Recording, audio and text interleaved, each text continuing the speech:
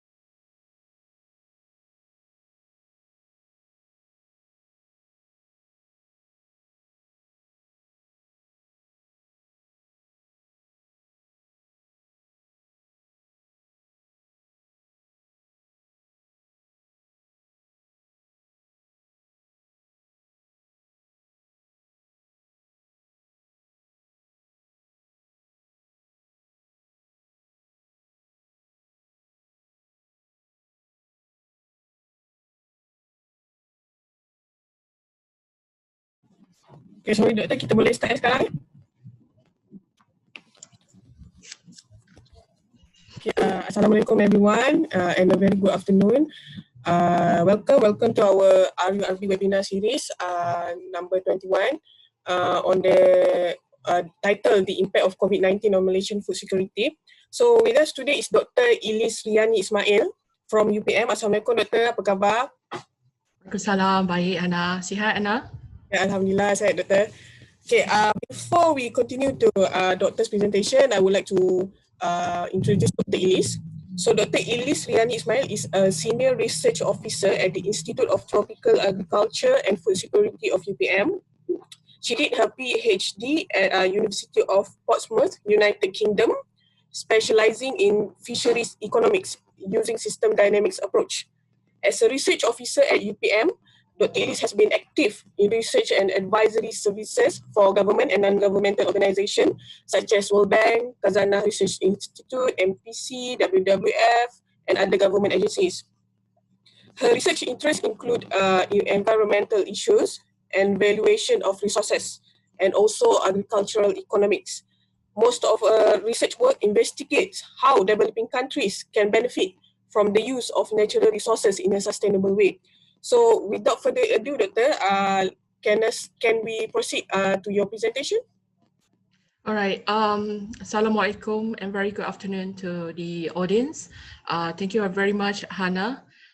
First of all, I would like to say thank you to MPC for the invitation and also the opportunity given to me to present my topic, the impact of COVID-19 on Malaysian food security on webinar today, series 21, 2020. So, Hannah, next slide, please. Thank you.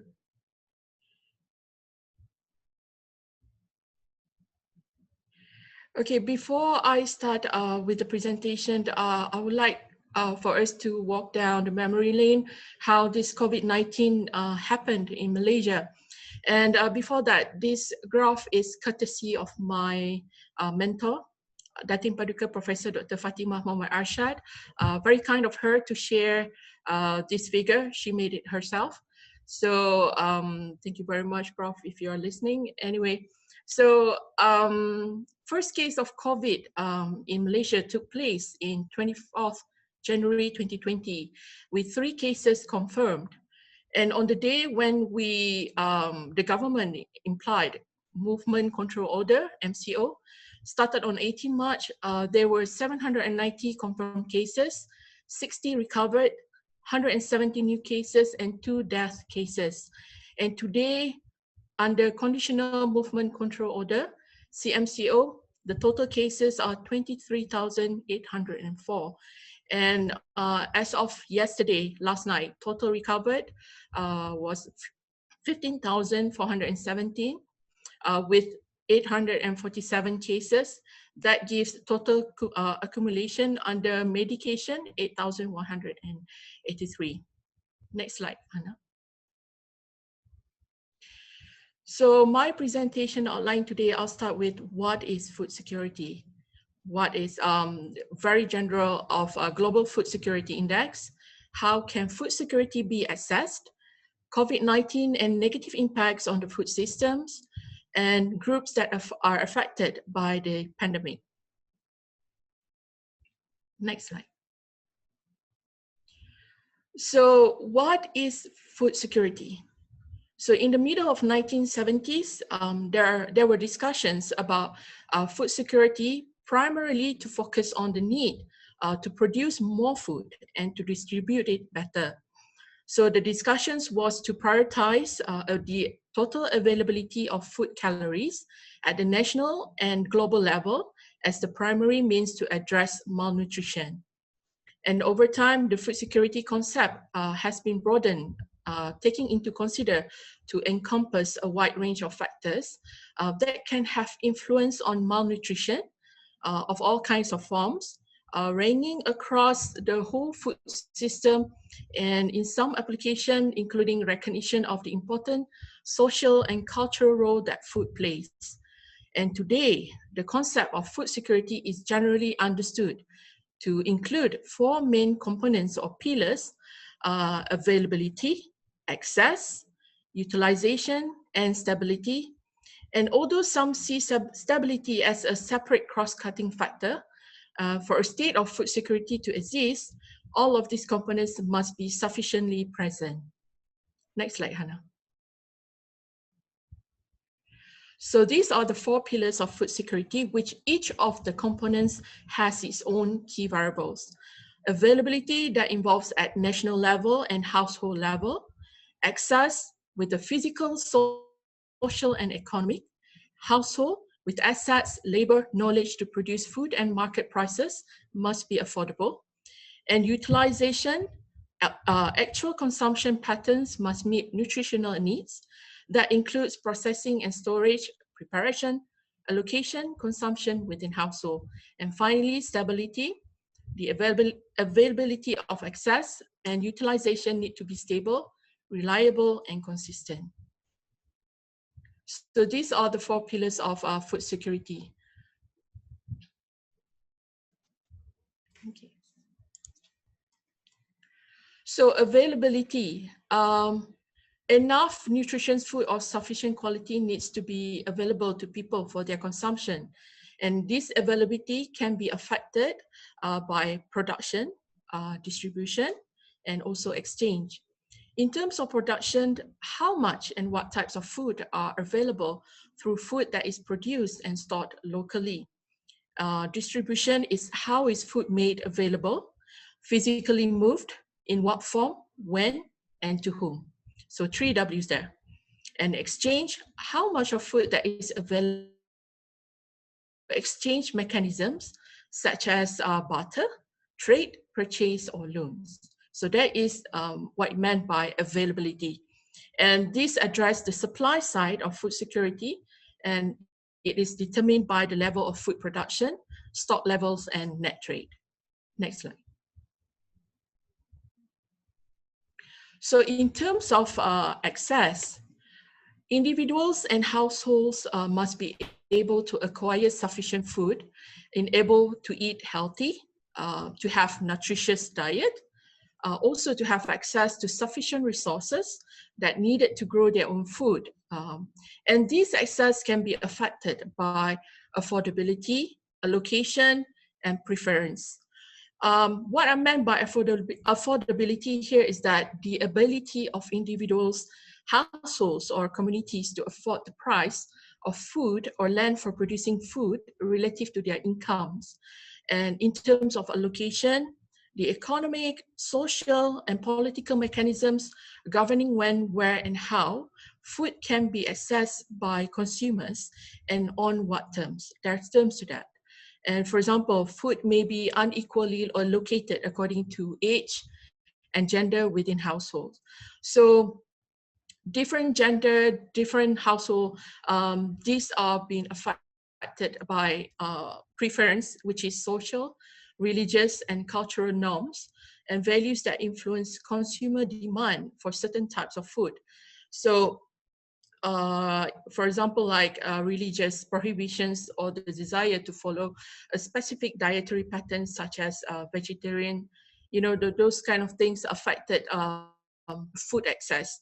What do you really need for food is determined by all these 3: affordability, allocation, and preference. Next slide, Hannah.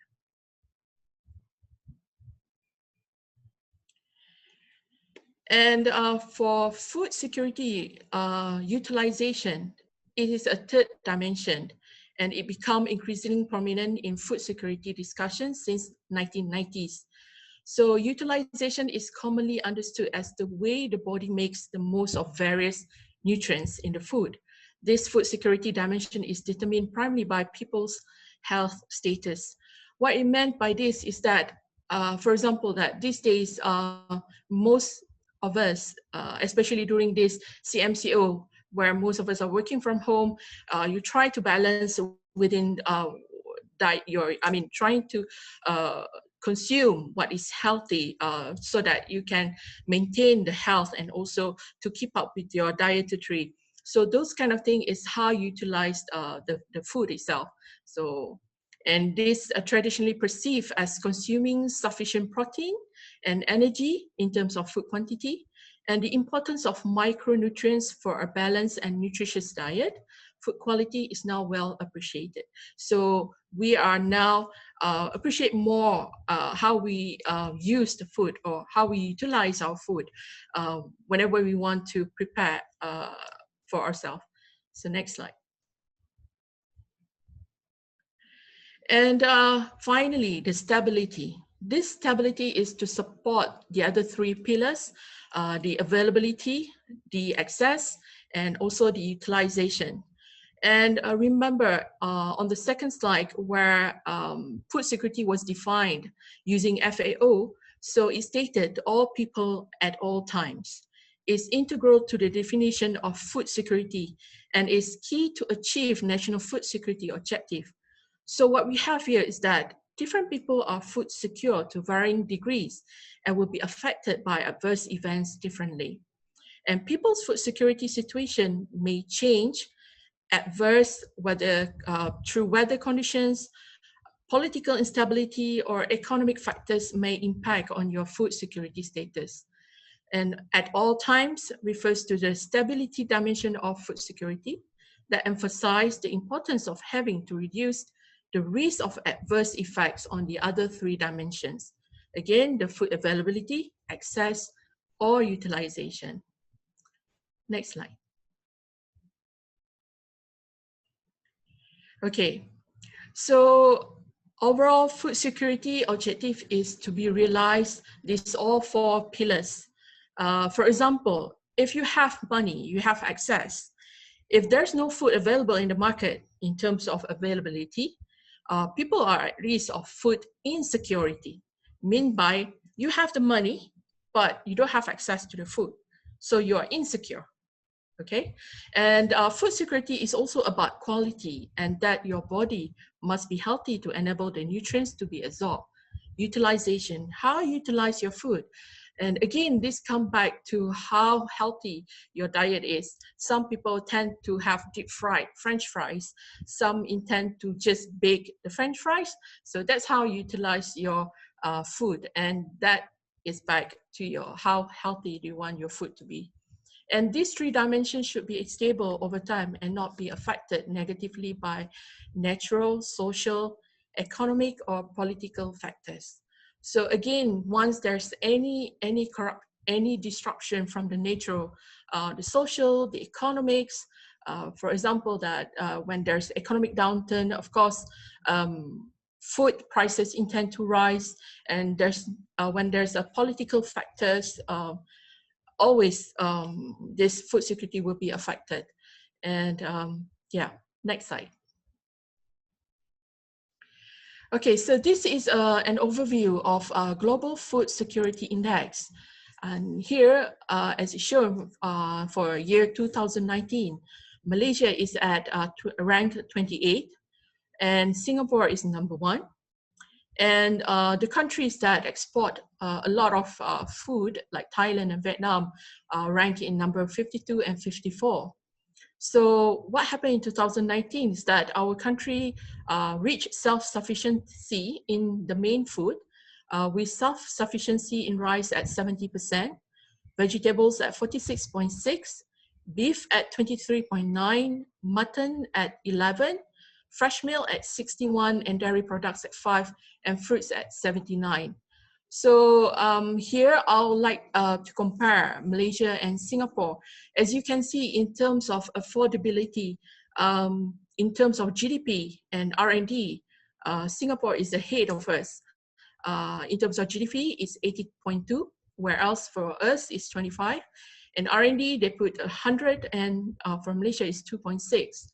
And in terms of quality and safety, for protein quality, Singapore is 70.2, and us and Malaysia is 51.4.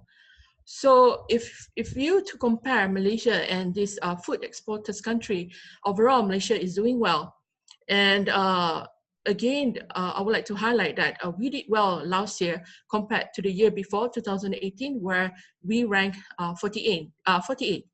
This is because of we reduce our dependency on imports by encouraging the diversification of crops apart from improving exports in the fruit sector.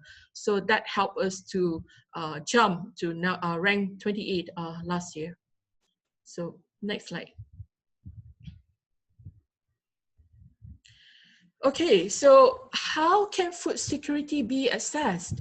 So there are 4 levels here, if you can see, and this pyramid level is taken from Food Source Building Block 2018. So each of this level plays its own role.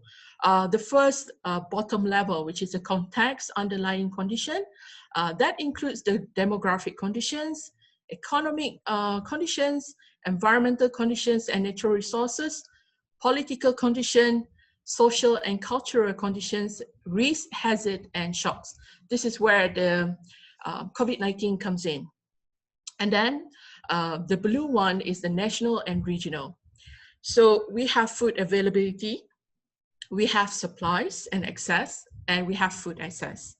And next, we come to the household, where we have care and feeding practices, household characteristics, health and sanitation, individual food consumption status, health status, nutritional status. So all these 4 levels we can access by the variables that contain in each of the level. Next slide. Okay, how do we measure food insecurity? So just now earlier, we talked about food security. We have those 4 pillars. We have the availability, access, and also utilization and stability. And when it comes to insecurity, we don't have any certain method to measure the insecurity. However, using the FAO's Food Insecurity Experience Scale, they have lined up these 8 questions. Okay, Ms. Chairman, if you can see here, there are 8 questions. First question, you were worried you would not have enough food to eat. Second, you were unable to eat healthy and nutritious food. You ate only a few kinds of foods. You had to skip a meal. You ate less than you thought you should. Your household ran out of food. You were hungry but did not eat. You went without eating for a whole day. So ask yourself these 8 questions in order for you to define the insecurity. Okay, so Ms. Chairman, do you have any questions that trigger to you among these 8 questions? I'm very worried about question number 6. Your household ran out of food. Okay, all right. Okay, we can relate that after this, okay? So for Malaysia, we don't really come to the severe food insecurity, which means having experiencing hunger. I mean, there are few people who are experiencing this, but that is minor. But we haven't come to that stage for the country. So we only have a mild food insecurity and moderate food insecurity. So under mild food insecurity, we are worrying about ability to obtain food. And for moderate food insecurity, compromising quality and variety of food and reducing quantities and skipping meals. So this is when you realize that you don't have so much access to the food and you try to compromise with the quality and the variety of food. So you just eat or cook wherever food that you have or wherever food that you have access to that. And this also will reduce the quantity, the amount that you take, okay? So these are the skills that we use to measure the insecurity. Next slide, Hannah. Okay, so just now, we talked about we worried whether our household will have enough food. So remember last time when this MCO started in March 18, so we are out of access to food because the government implies nobody's are allowed to go out from the house unless it's for they were only allowed 1 person from 1 household to do the groceries. So what happened is that all this food transportation were cut down. And on the news, we can see, for example, here, excess vegetables at market to go to waste. And then we have avoid wastage during MCO, Lumut MP's office starts barter trade to provide fresh produce for the needy. So this is when all the fish landings at jetties were sent out for barter with a seller of vegetables. And we have fruits dump as well, which is estimated 10,000 tons in Klang Valley alone. Just imagine, only for Klang Valley, that is 10,000 tons. Imagine for the whole Malaysia. And then remember where there were a short period where everybody were worried about this bread, gardenia. It was barred all over shelves, all over almost the whole country. But from my experience, I have friends in Penang where they don't have enough bread. All the shops were running out of gardenia bread. Even in Klang Valley, I'm very fortunate because I'm in Seremban, in Negeri Sembilan, so I have access to that. But these things, started the panic of the consumers to buy more. So when panic started, everybody wanted to get more. They buy food, they buy flour, price, in a pile stock. So this will affect the food security, the stability of food security, and also the excess. One household, if they buy more than what they need, that will affect other households.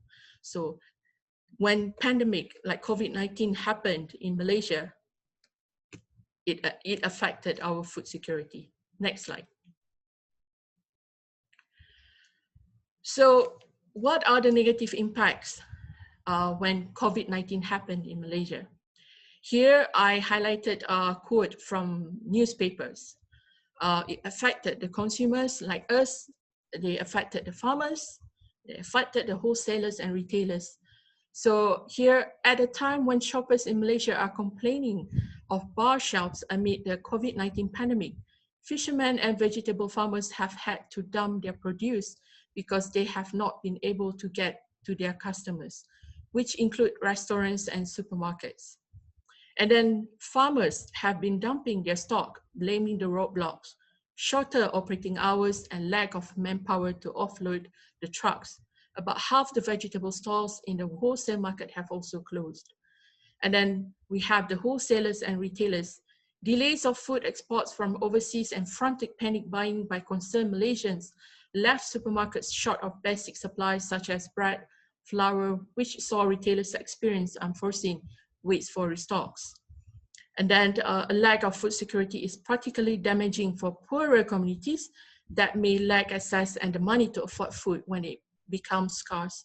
So it affected the consumers, especially those who don't have much in terms of their financial. They can't afford to buy in bulk because they're only limited to certain excess of food. So they become very unfortunate because when those things happen, they have to measure what kind of access do they have and how much they need to utilize the food that they have. So those kind of things affect to these consumers, farmers, and wholesalers and retailers. Next slide. So I've been doing a lot of fishery studies, taking into a case study of Tun Mustapha Park in Sabah. What happened is that in Tun Mustapha Park is an island, and it's the affected ones in Tun Mustapha Park are the small-scale fishers. So for those who are residing in the island, because their main source was to catch fish, and these landings and this catch are for their own consume and also to sell to the middleman. And what happened during the COVID is that the fish catch that are sold to the middleman was the price was less, between 50 to 70%. For example, at Balambangan Island, the Spanish mackerel or ikan tenggiri, before the COVID-19, it was sold at 10 ringgit per kilogram. And when during this COVID, it was sold at as low as 3 ringgit per kilogram. So this shows that middlemen bring fish from distant fishing communities. So they must bring fish at a higher price so that they can justify their transportation costs incurred. And otherwise, they may end up incurring high costs that may not be recovered. So this happens when COVID-19 happens and when the supply was disrupted because of the MCO. I think for now that we are shifting to CMCO, business are run as usual. And in Tun Mustapha Park, the government and as well as the NGOs are trying their best to help the community to find ways or options to get more market on how they can sell wherever catch that they have in Tun Mustapha Park. So next slide. So things that we can do, we here is like, what I meant is that some of us, we are farmers. Some of us, we even who are wholesalers and retailers. And of course, all of us are consumers. So for farmers, in order for them to have options beside focusing just one place to sell or through one middleman or several wholesalers, this can be done through improvement in technology and production facility, marketing farm produce, enhancing the cooperation network among farmers and wholesalers. And then we have wholesalers and food manufacturers, special allocation in times of crisis, and increase in sensitivity of initial risk preparation that need to be well planned. For wholesalers and retailers, of course, they have to move towards the technology as well, using this shopping app that we have these days. There's another option for them to sell through online, besides just focusing one supermarket or any retailers for them to sell their products. Other than that, of course, there's a loan facilities provided by Agri-Food Facility and Bank Simpanan Nasional, which is the microcredit scheme, to help these SMEs. So this can be used to cover operating costs or to purchase assets and develop projects. However, this is just a short term. Again, for a long term, wholesalers, retailers, we have to find ways, not just relying on only for one spot or one supermarket, but find ways, other ways to market the products.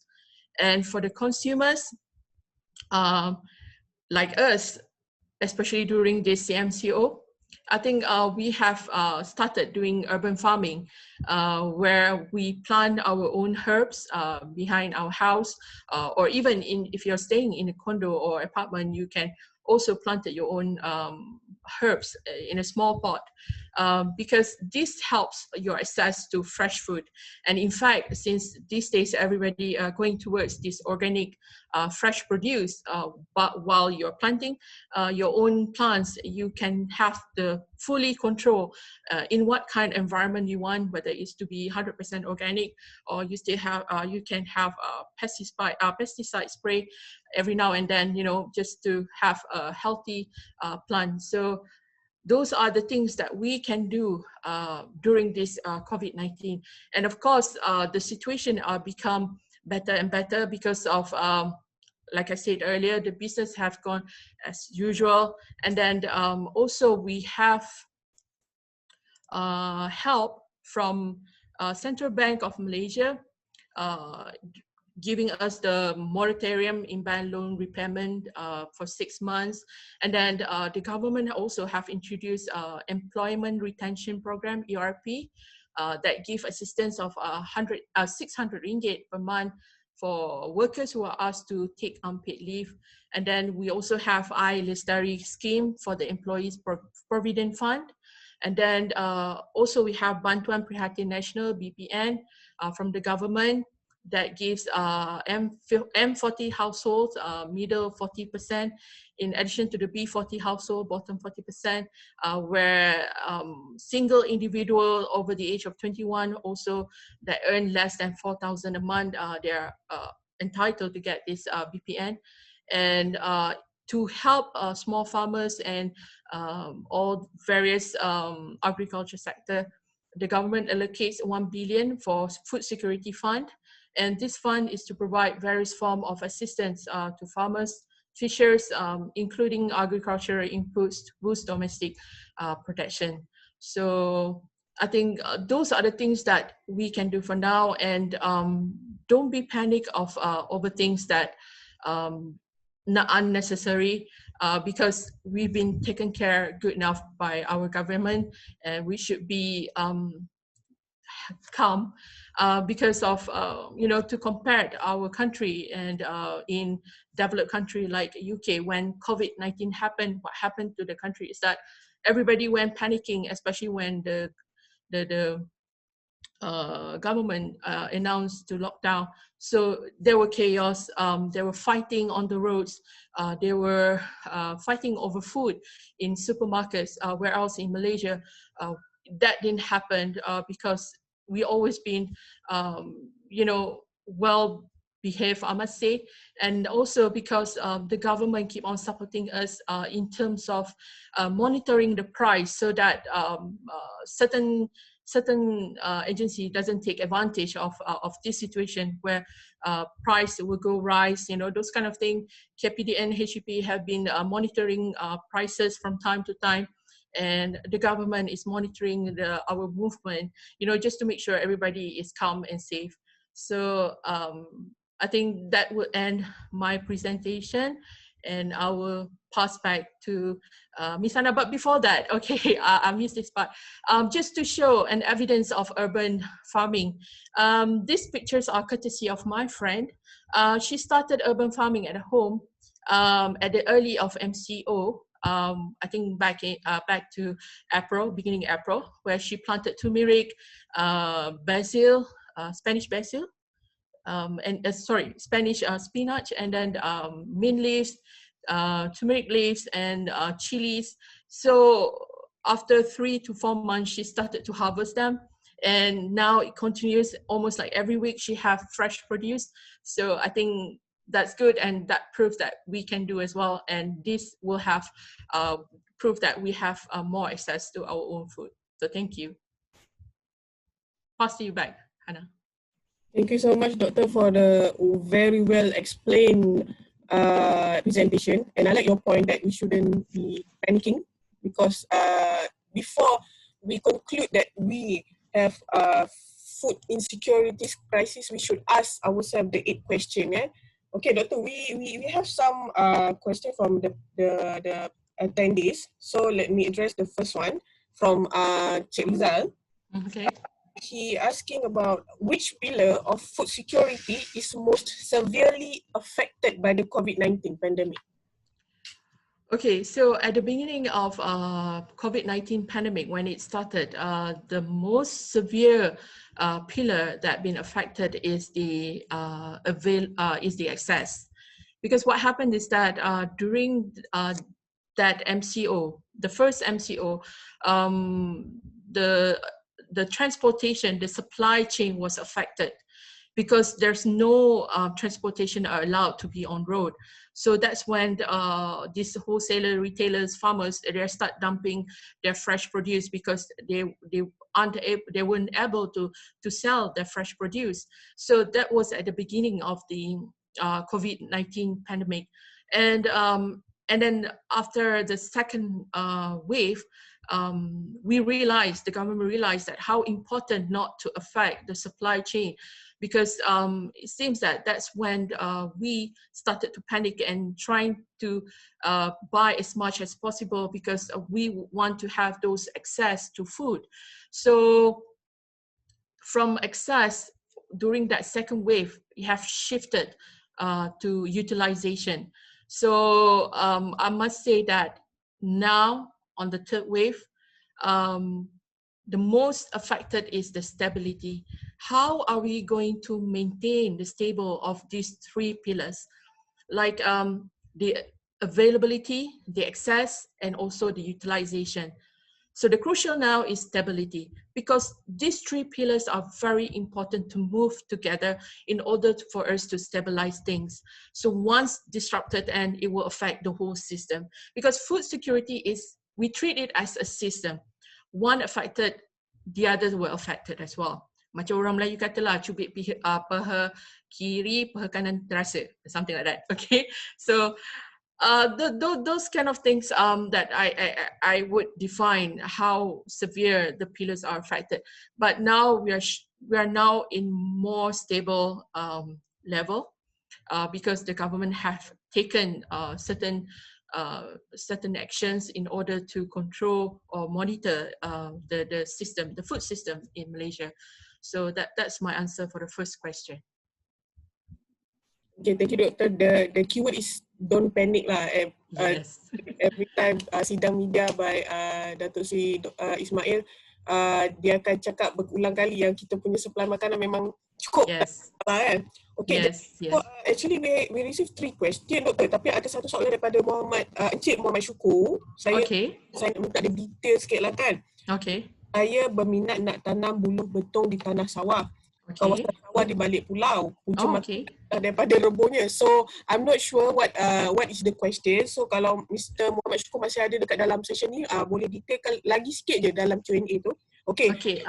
Saya rasa buluh betong di tanah sawah memang saya rasa ni adalah salah satu peluang yang baik. Ini lebih kepada marketing side. So kalau kita lihat di balik pulau, memang ada buluh betong di tanah sawah tapi belum ditanam secara komersial.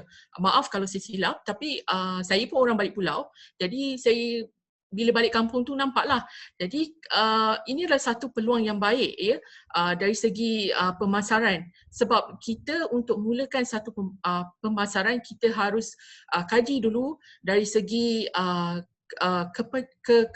dia punya pasaran dia luas atau tak, ada saingan daripada pihak lain ke, dari in terms harga jualan, ada saingan, dan beberapa lagi soalan yang perlu kita tanya sebelum kita mulakan sesuatu bisnes tanaman ni. So saya rasa memandangkan Cik Muhammad Syukur ada nyatakan punca makanan adalah rebung. Memang rebung sekarang pun mendapat pasaran luas. Orang dah mula menyedari khasiat makan rebung, nikmatnya rasa rebung. Jadi kalau Cik Muhammad Syukur berminat, boleh hubungi saya dan saya akan bawa Cik Muhammad Syukur untuk berjumpa dengan pakar yang boleh nasihat lebih berkenaan dengan buluh betong ni. Itu jawapan saya. Okay, thank you, Doctor. So can we address one last question from Cik juga berkenaan dengan stability tadi tu. So dia cakap due to this crisis, the B40 group is the most vulnerable. So how do we ensure that food price stability during the crisis? Okay, so the question was B40 is most vulnerable, consequently, how do we ensure food price stability during the crisis? So this is back to the government, because the government has the intervention in price monitoring for control food items like rice, sugar, cooking oil, eggs, and curbing unjustified price, so that some food retailers in the market, they don't take advantage of this. And then there is also a targeted cash subsidy for the eligible rakyat to partially support their daily food supply. So we are very blessed by the Good Samaritans in Malaysia, who utilize their saving to help those affected by crisis. I think, that's we Malaysians, we like to help those who are in need, especially during this pandemic period. And we don't know how long this is going to take. Hopefully it won't be long, and hopefully by next year we'll be back to normal before the new normal. So I think this is when we use the hashtag Kita Jaga Kita. And is there any more questions, Hannah?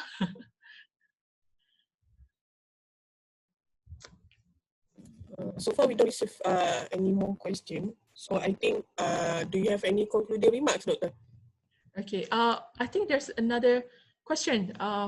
Okay, salam, saya Fazila NIBM. Saya pernah berbincang dengan seorang petani cili dari Kelantan.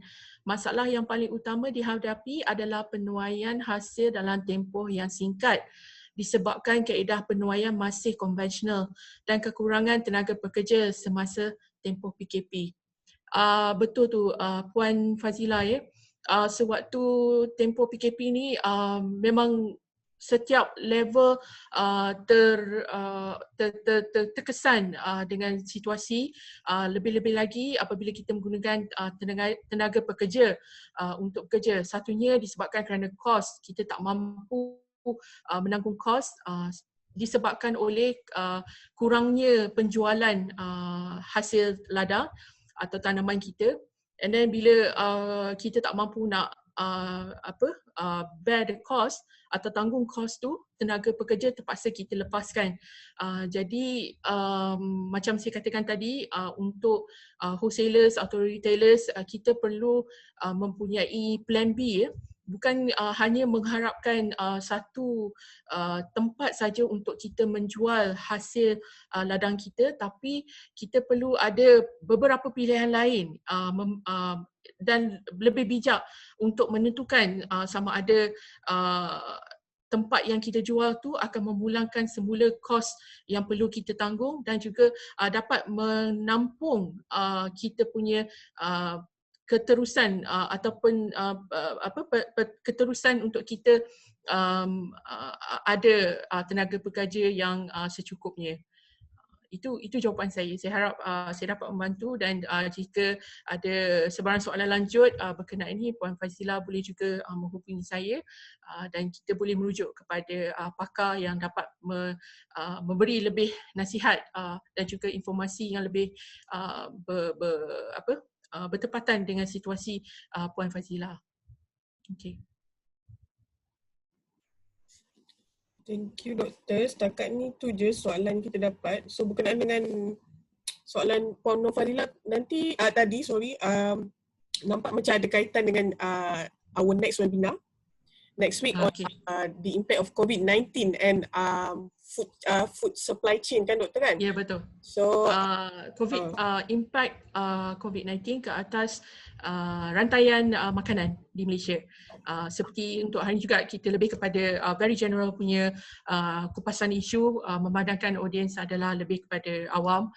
Jadi saya harap minggu hadapan kepada siapa yang berminat untuk lebih mengetahui rantaian makanan, impak terhadap COVID-19 ke atas rantaian makanan, I think on the same day, right Hana? InsyaAllah kita akan buat pada hari Jumaat pukul 10. Tapi Hana, your mic is off. So InsyaAllah kita akan buat hari Jumaat minggu hadapan dalam pukul 10 pagi. So apa-apa kita minta audiens kita hari ni untuk follow kita punya page RURB seperti dekat paparan sekarang. Kita akan segala webinar tentang RURB kita akan post kat sini. So hopefully untuk next webinar kita akan post kat sini dan boleh register. Alright. Doktor ada apa-apa Doktor nak conclude remarks? Okey, saya nak ucapkan terima kasih sekali lagi kepada MPC atas jemputan dan juga ruang yang diberikan kepada saya untuk membentangkan secara keseluruhan mengenai sekuriti makanan di Malaysia. Dan akhir kata kepada audiens yang sudi meluangkan masa bersama kita pada hari ini, saya ucapkan terima kasih. Terima kasih juga kepada yang bertanyakan soalan. Seperti yang saya katakan tadi, apa-apa soalan yang ada lagi yang ingin mendapat keterangan lanjut, boleh juga hubungi saya menerusi email ataupun nombor mungkin MPC dapat bekalkan nanti kalau ada. Dan akhir kata, kita jaga kita kepada semua, stay safe, don't panic, keep calm. Terima kasih banyak. Assalamualaikum warahmatullahi wabarakatuh. Terima kasih. Assalamualaikum.